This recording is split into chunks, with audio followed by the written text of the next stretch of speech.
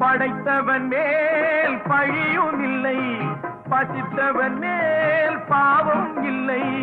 கிடைத்தவர்கள் பிரித்து கொண்டார், உழைத்தவர்கள் தெருவில் நின்றார்.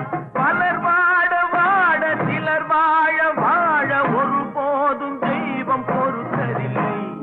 கொடுத்ததெல்லாம் கொடுத்தான், அவன் யாருக்காக கொடுத்தான்? ஒருத்தருக்கா கொடுத்தான் இல்லை.